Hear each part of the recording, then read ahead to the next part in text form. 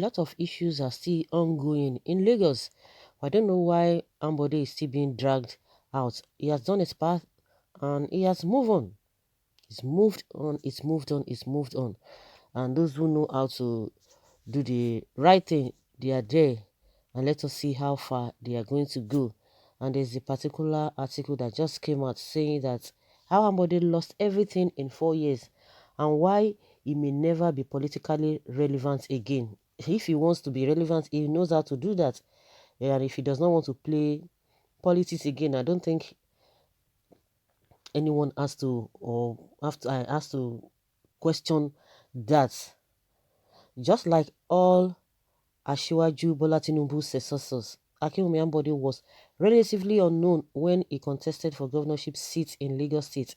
Better put, Ambode was relatively unknown when Tinubu appointed him governor of Lagos. This is in no way an embarrassing statement against the electorate in Lagos, but more of the recognition of the political influence of Tinubu, born not out of sheer blind followership, but the goodwill he has amassed over time. Since Nigeria returned to democracy in 1999, Tinubu has solidified himself as the godfather of Lagos state politics.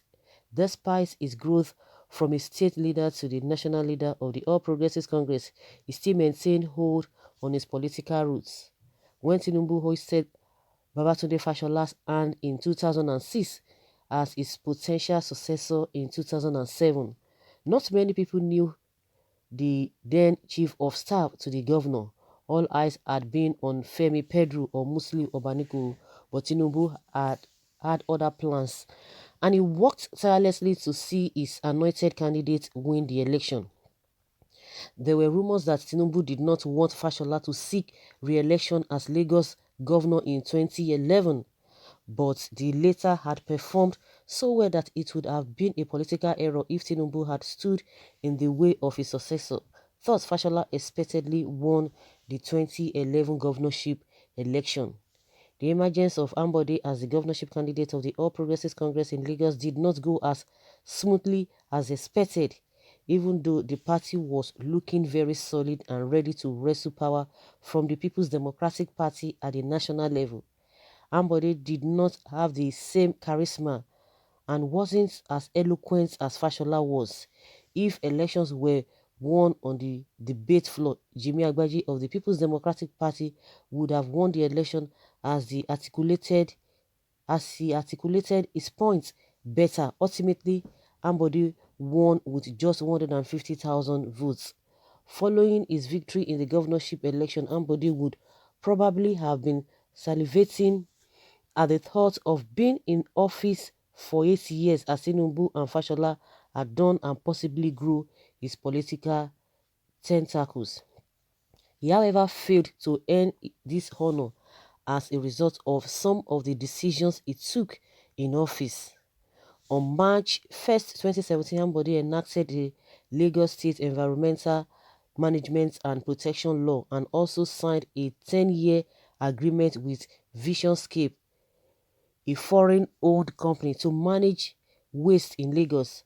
By doing this, the 41-year-old state agency, Lagos Waste Management Authority (LOMA), would lose its core responsibility and be relegated to the background. Visionscape was expected to bring in international expertise in dealing with the waste management in Lagos. It, however, turned out to be a monumental failure.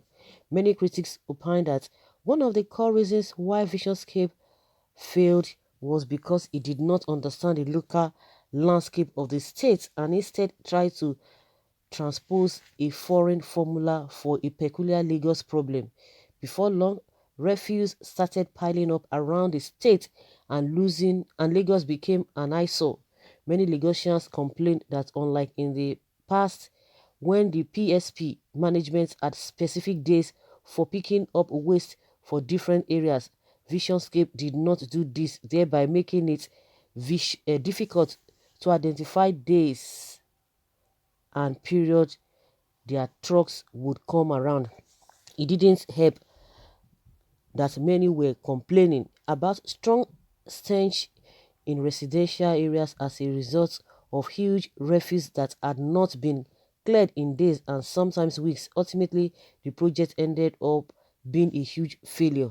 As far as the road is concerned, surprisingly, Governor Akinwumi Ambode's multiple road projects that were supposed to be benefits to Lagosians turned out to be a badly planned move.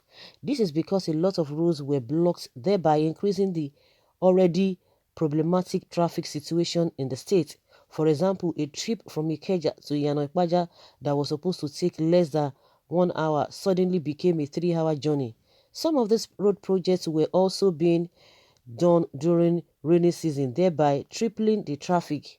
With the increased traffic situation, crimes went to the rise as people who were stuck in their vehicles became easy prey for thieves and snatchers.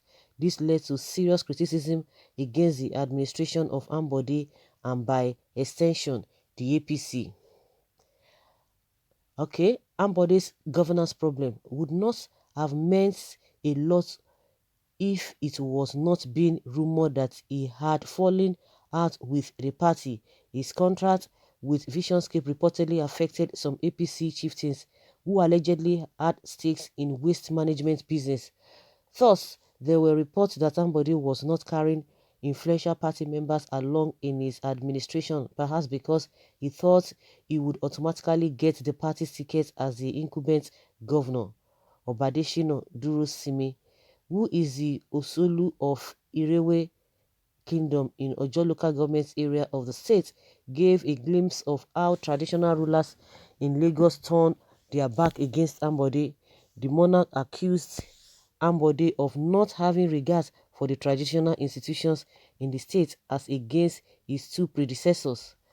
Anyone following politics in Lagos knows that traditional rulers in the state have had good alliance with the ruling party for a long time, and Ambode's action was perceived as an affront against the sacrilegious institution.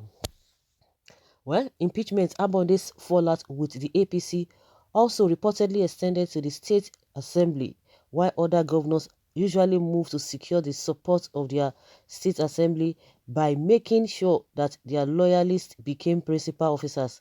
Ambode had zero influence in the assembly. Thus, in early 2019, there was a threat to impeach Ambode. The then governor was accused of gross misconduct and spending money from a budget that had not been passed. Of the 36 lawmakers that spoke at the plenary, 28 called for Ambode's impeachment, while 6 others called for his resignation. It was ultimately reported that it was the intervention of Tinubu that stopped his embarrassing removal from office so as to not to drag the party through a muddy internal problem. So one of the most important ingredients of political leadership that Ambode lacked was political charisma. In 4 years, Ambode failed to build and marshal support from the electorate, his commissioners, party members, and the State Assembly, following the disclosure that a primary election would take place to determine the governorship candidate of the APC in Lagos State, and Babajide Sanwo-Olu had received the backing of Tinubu. Ambode was practically done. Ambode's deputy, Idiat Adebule, in a tactical move, gave a statement in late 2018 that she was in support of whoever the party endorsed for governor. Of course, at that period, it was already clear to political observers that Ambode had lost the pilot and his deputy was not ready to go down with him. In another nail in the coffin of Ambode, Tunji Bello is secretary to the state governor, who is the third most powerful political office holder, gave a highly disparaging opinion about the Ambode administration, describing it as the worst. None of those who worked with Ambode could be described as loyalists because of his inability to grow his political brand. Unlike Fashola, who had the Lagosians rallying around him in support, Ambode was left out in the cold. On the 30th of September 2018, when Ambode was facing heat from his party, he gave a last-ditch word press conference that can best be described as a disgraceful and embarrassing show of shame. The so-called conference was barely attended by party loyalists and people from his administration. At the conference, Ambode accused his rival Babajide Sanwo-Olu of having criminal record in the US as well as being mentally unfit to govern Lagos due to alleged mental disorder. He even said those interested in finding out the truth should get the record from Wagada General Hospital. He said that Sanwo-Olu was being forced by some party chieftains to do what he was not capable of doing. Sanwo-Olu, in his gracious but powerful response, denied the criminal allegation but said he would not go on an attack against the current governor and soon to be uh, predecessor. It was a master stroke that exposed Ambode'S weakness. When it became clear to Ambode that he had no political relevance anymore in Lagos, which was towards the tail end of his administration, he decided to shift his focus to the federal government.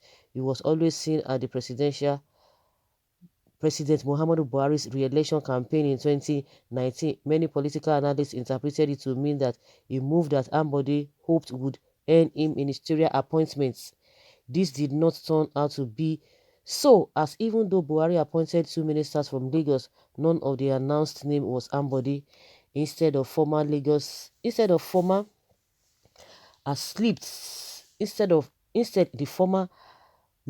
has slipped into political obscurity. His name is only mentioned in the press in relation to corruption allegations from the State Assembly.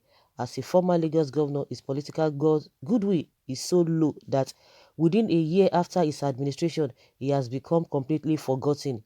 His pathways influence in the APC, if there is any, is so inconsequential that it would be a surprise if he can influence any election in Lagos and beyond. In a few years, not many would remember that he ever governed Lagos, as his political career seems to be already over. Well, that is a submission of man. But at the end of the day, these people, whether it's politically relevant or is going to be politically relevant or not, it is inconsequential because all of them, whether the Sanwo-Olu, whether the Tinubu, whether all those political class, they are just playing on the intelligence of the masses. They don't have the interest of the masses at heart. Now that is no longer there, this man is there now. So what has changed? As the lives of the Lagosians, you know, are they benefiting anything? Have their lives changed for the better? All of these problems that ensued during Ambode'S time, now that there's a new person there, up to today, what has changed? The same thing. We talk of traffic. Is it not the same thing? They talk about this Papa gridlock. It's still there. The death we are still talking about is still there. So what has changed? The people are still lamenting, people are still complaining, still crying. Of what use? These guys, he has done his own bit, he has gotten his own money, he has gotten whatever he wants to get. He's not going to change his life. It's a service he was called to come and do. The problem is that the same man that usually they always say, oh, he made this one, he made this one. He's just doing that for himself. Why is it that he always has he's always having problem with all of them at the end of the day once he brings them?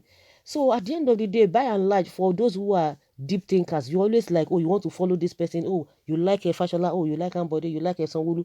You like Tinubu. At the end of the day, they are all the same. Has your life changed for the better? Have they governed to the extent that even people from other countries want to come to Lagos to say they want to come and stay there? Or is this kind of life that people are just trying to manage? Oh, some people will be telling you that, oh, everybody is coming to Lagos. Even the whole Nigeria, is this something that anybody outside the country will want to come? Because we have everything to make this country better. But see the way they are playing with the minds of people. At the end of the day, all of the things that they complain, have they changed for the better? During the good luck Jonathan time, everybody complained. Now Buhari is there. Have things changed for the better? No, it's still the same thing. What about we are with the people? Whether Ambode is coming or not, it is inconsequential because it has no bearing to the growth of individuals, the standard of living of the people. Does it have anything to do with that? No. The people that are there now, what have they done differently? Whether they are in PDP or they are in APC. Like I've always said, there's always a template that they are following. They can do anything and nothing will come out of it. And that has always been. Even if any of them will be caught at the end of the day, maybe he's not going to be 0.1%, but the 99 point something percent of them doing or involved in all these shenanigans, at the end of the day, they get away with it. and they will still continue to play on the minds of the people until the people themselves, they will be selfish to themselves. At the end of the day, all of this is, we are talking about if somebody is relevant. What has that got to do with my life? What has that got to do with every average Nigerian on the streets? What has that got to do? We are talking of somebody, say, like always, we always talk about, oh, respect this, respect that. Is their respect more than your life? Is their political career more than your life? We have to think deeply. Whether Ambode comes back, it's no big deal. He's done his own part and he's moved on. What we need to demand is good governance and nothing more. Leave your comment, guys, below, and let's have your take.